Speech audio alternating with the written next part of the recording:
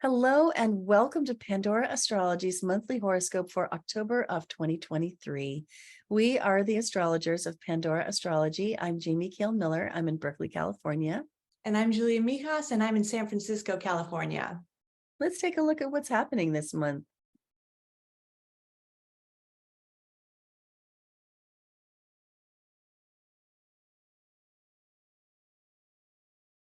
Well, hi there, Leo. I want to start this horoscope with Pluto, which is up to things this month. Here he is hanging out at the end of your sixth house. Pluto has been traveling through the sign of Capricorn for a really long time, about 15 years, and is going to be moving into Aquarius in January of 2024. So Pluto is finishing out his journey through Capricorn this year and is going to go direct on October 10th. So Pluto's been retrograde for several months.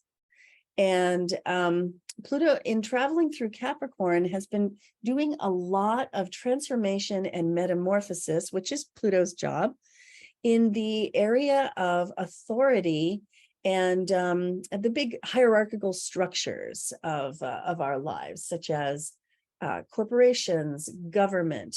It's been a pretty messy journey. That's fairly typical for Pluto. I think in some ways we're breathing a sigh of relief that Pluto is about to change signs.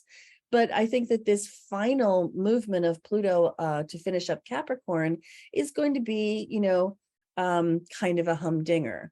Pluto is in your sixth house. And when Pluto turns retrograde, direct, I mean here, he's going to be finishing out his journey for the year. And so if you've been involved in a transformation this year and you feel like you're in that long, dark night of the soul, well, then you might want to pay attention to this part because that transformation is well underway and getting ready to finish. Pluto being in your sixth house, you might notice this experience happening in your job arena, in the area of your life where you go to work, where you're of service, where you're useful, also potentially in your health arena. So if you feel like you've been through a major health transformation in the last year particularly, the good news is that is about to come to a close and you'll be able to get closure with it and take some final actions to speed yourself on your way and move on from it. So I think that's some pretty good news there. Juno starts the month in Leo right here in your first house. And I spoke of this last month, so I won't say too much about it, except to say that Juno in your first house is really kind of great for your social life. It's also great if you happen to be in a committed partnership or married, and then you can really show up as a partnered person, and you can feel like part of a power couple while Juno is passing through your first house, especially if your partner is somebody that you feel proud of and you want to show off, and your partner feels proud of you.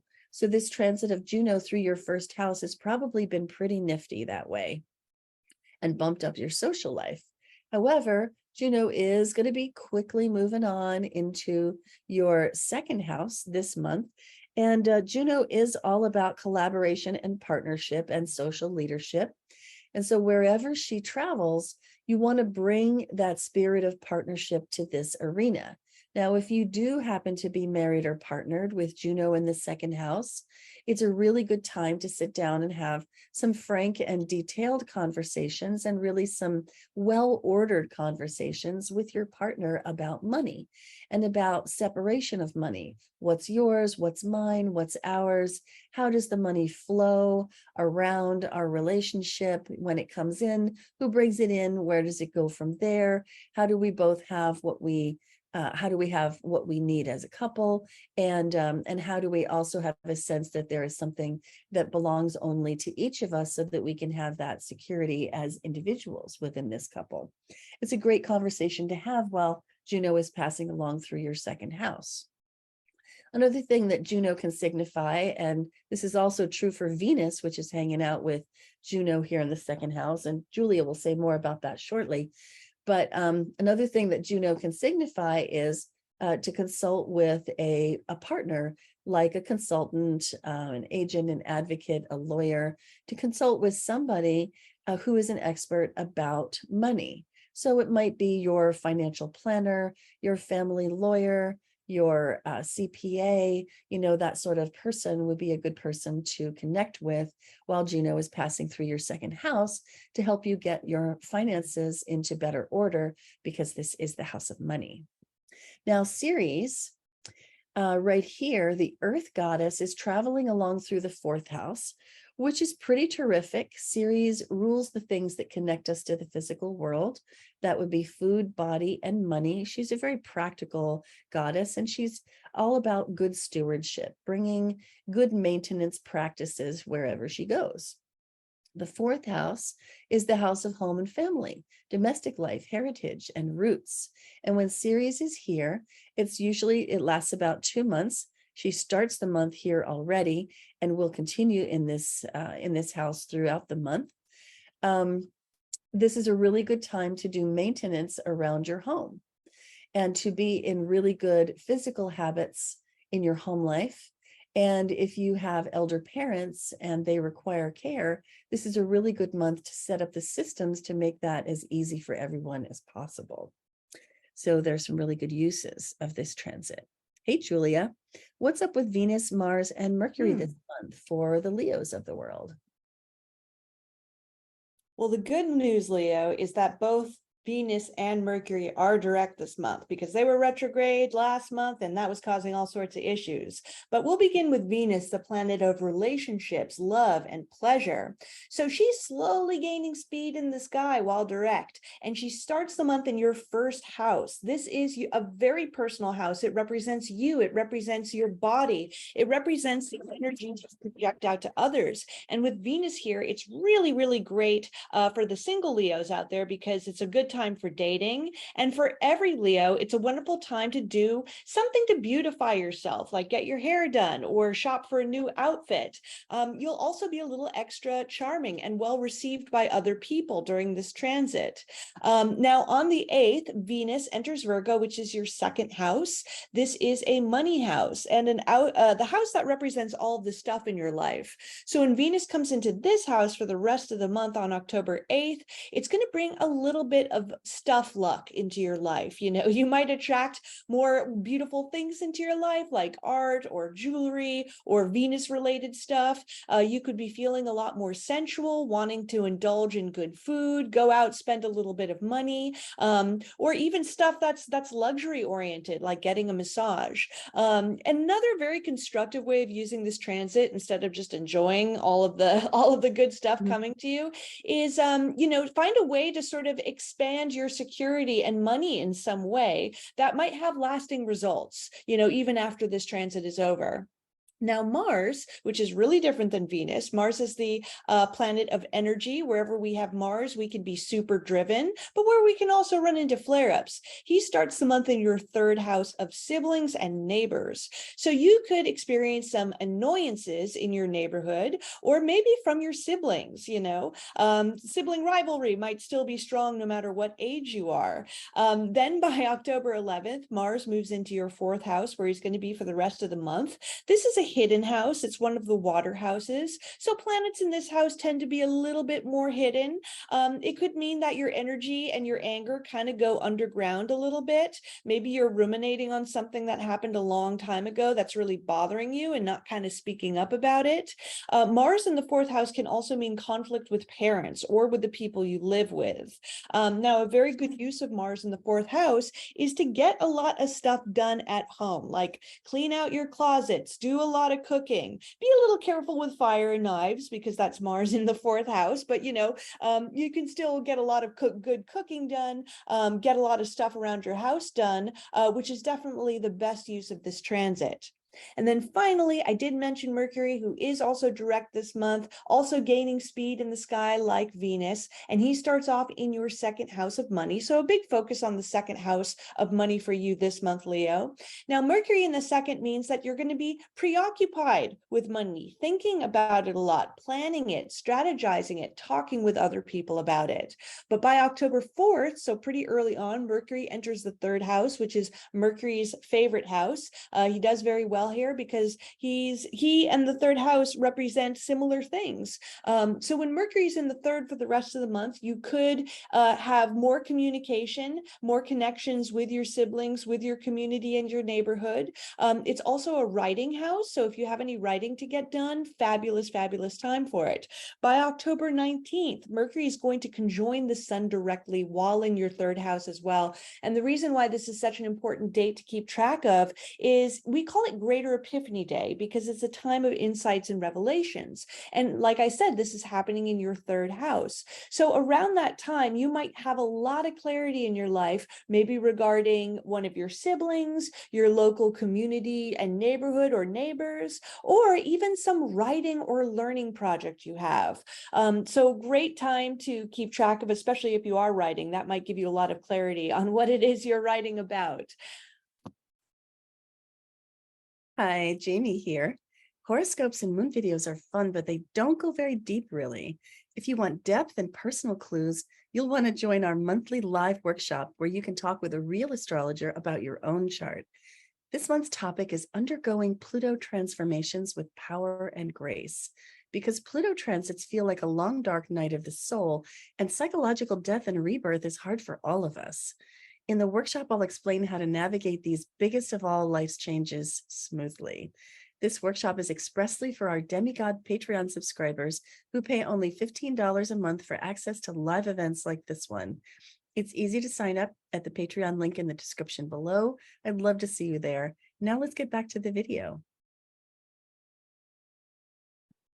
Well, we are into another eclipse season. They happen about every 6 months. And right here, you can see the sun and the moon are together in Libra, forming a new moon, which is also a solar eclipse. And we know this because the moon and the sun are very close to the south node. And when the moon and the sun, or what a full moon or a new moon lines up with the south or the north nodes, that's when you're looking at an eclipse. So this one is in Libra, and it's loaded with sweetness and light, but it's not necessarily the best kind of sweetness and light. We're calling this one Stop Placating, Honesty Heals.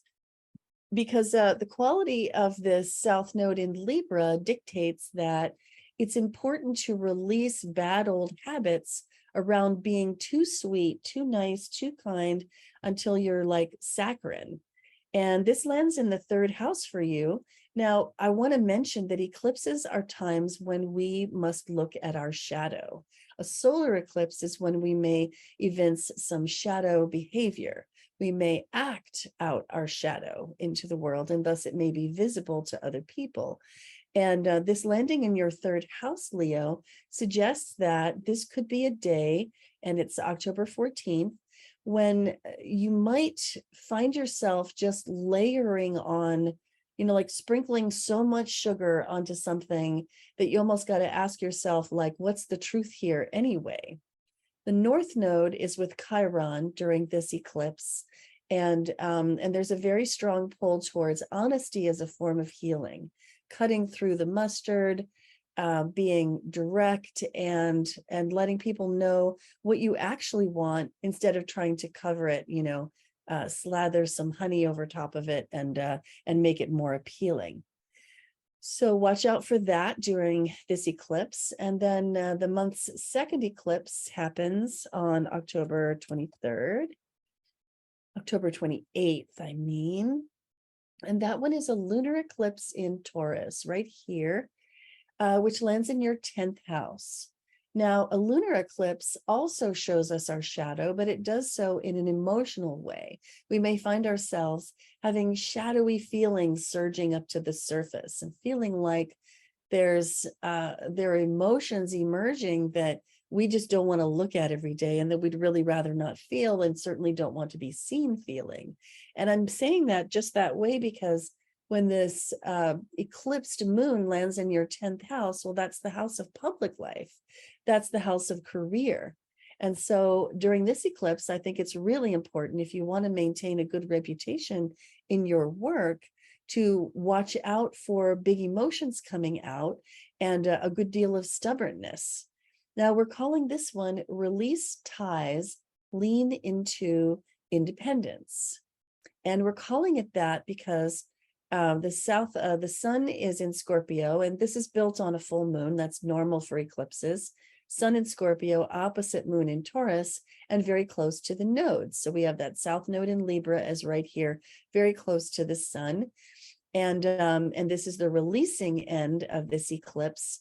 And so it's important to release Scorpio things.